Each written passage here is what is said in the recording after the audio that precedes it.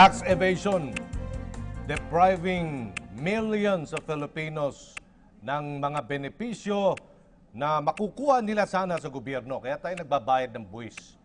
Lahat ng makinikita ng isang mamamayang Pilipino, illegal man yan o legal, galing man yan sa pagdanakaw, galing man yan sa panloloko sa pagbabayad ng buwis, galing man yan sa legal na income, dapat magbayad ka ng buwis. Subject po yan sa tax o sa income taxation. Okay, so sa corporate income tax, alam po natin, 30%.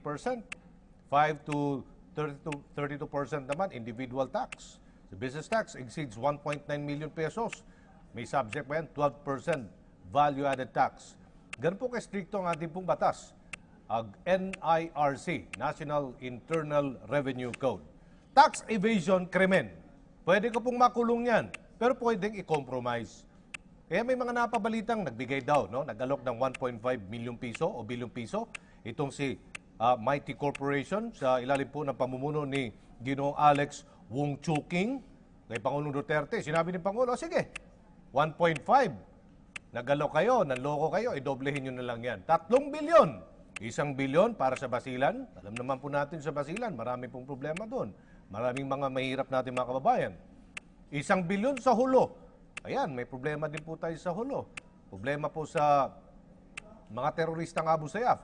Marami pong dapat ipagawang ospital doon. Mga eskwelahan, lalo sa Basilan. 1 bilyon dito po sa Tondo, sa Maynila, Mary Johnson Hospital, para po sa mga mahihirap. Ito ay isang challenge o hamon na seryoso po ang gobyerno natin ngayon. Sa ilalim po ni Pangulong Mayor Rodrigo Duterte sa lahat ng mga manloloko, sa lahat ng mga tax evader. Dito po makikita ang political will sa paghabol sa mga tax evaders. Anti-corruption campaign, transparency and accountability. Isinusulong po yan.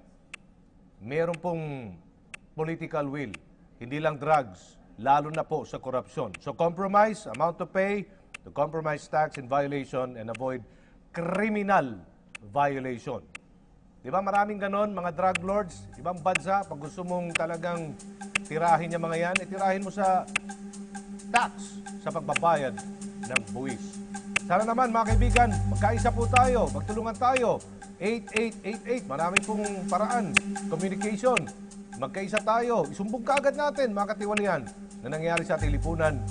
Kasi ang pagbabago ay nanggagaling po sa atin. Change comes from within. Bawat individual, bawat Pilipino, magtulungan tayo. Ayun, Nicod Aljo Bendio. Yan po ang ating komentaryo sa araw na ito.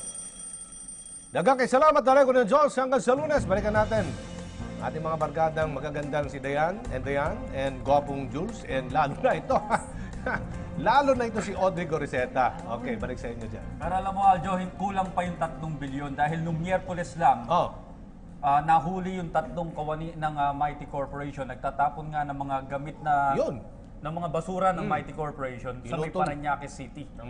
So another violation yan. Siguro mas taasan yung 3 bilyon para magamit din sa mga pagpapagawa ng hospital. That's right. Nabusog ba si Aljo? Actually, dapat tayo, kung may makita tayo marinig na ganyan, isumbong ka agad natin sa BIR. Tayo na mismo. Pag may mga nanloloko sa buwis, kasi tayo, si Dayan, nagbabayad ng tamang buwis yan. Lahat naman tayo dito eh.